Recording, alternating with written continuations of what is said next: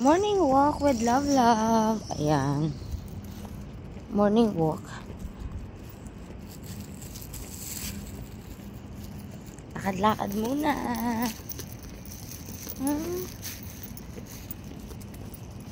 Wukis-wukis muna. Wala pang mga tao kasi sobrang aga pa. Ayun na si Haring Araw, palabas pa lang.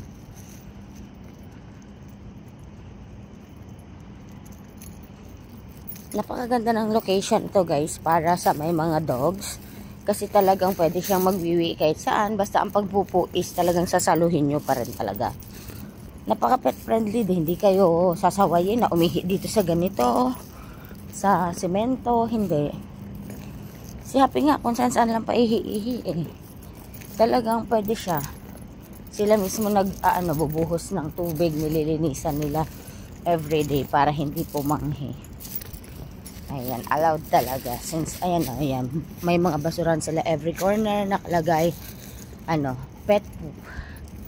So, hindi kayo mahirapan na pag nagpupo yung dog nyo is, walang basurahan, sige nyo hanap ng basurahan, no, wala. Hindi kayo mahirapan.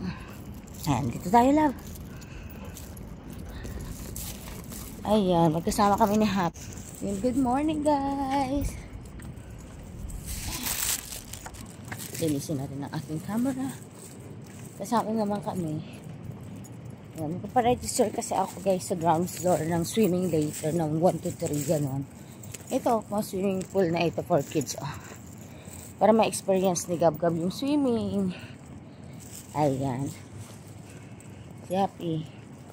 Hindi pa sana ako magigising guys kasi ang sarap ng tulog ko. Lakas ng aircon. Sarap ng tulog ko. Nag-inom kami kagabi ng asawa ko. Tapos, si Happy nagkukulit na siya. Sabi niya, ano na? Aba, wala. Hindi ka pa magigising. Nawiwiwi na ako. Ayun. Di, nagising na ako ba? Sino ba naman ako? Diba? Di, nagising ako para pawiwiin siya. At sakto din naman to na mas maaga kasi nga, mas maganda na mas maaga kasi nga, magre-register pa kami for pool later.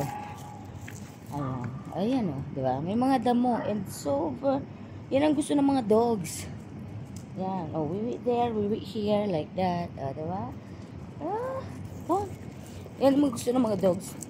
Daming mga damo-damo, forest, diba? Sa may Commonwealth lang to guys, sa may QC, and then sa may penthouse. Doon, madami din ng mga nagpapa-Airbnb. And may isa kaming nakausap na nagpapa-stay dito sa may penthouse. So, ayun. Nakapag-stay kami. Sa dami namin na inquirean actually. Dami namin napag-inquirean sa Makati. Walang ganito na space for dogs. Ang hinahanap namin kasi, actually since gusto namin mag-vacation with dog, gusto namin na pati yung dog is magiging happy and then i-enjoy niya yung place. Tapos wala siyang ganito. So, saan kami maglalakad-lakad? Yung dog daw is sa kwarto lang. So, dalawa yung napagtanungan namin. Decoro Hotel. Yes, pwede siya. Pwede nga siya sumama sa resto and pwede siya sa swimming pool. Pero hindi siya pwedeng kumain sa resto. And hindi din siya pwedeng mag-swimming. Sasama lang siya. Edi, anong gagawin ng dog? Magtatatahol lang siya na magtatatahol, diba? Tapos, doon naman sa isa, sa Y2 hotel naman ng Makati is yung aso mo is dapat nasa loob lang ng bahay. So paano? Nasa loob lang ng kwarto. Hindi parang nasa bahay lang din, diba? Hindi niya mai-enjoy yung nature. And then, hindi kami doon sabi namin sa bahay na lang kung ganun lang din naman, diba? So hindi kami nakapag-book doon. Then, ayan, bigla na lang God will guide us na dito sa place na ito.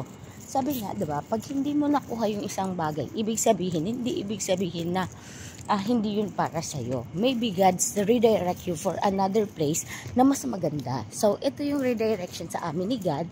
Kaya, na mas nakakuha kami ng mas may enjoy ni Happy na location. So, ayun guys, ang ganda-ganda, diba?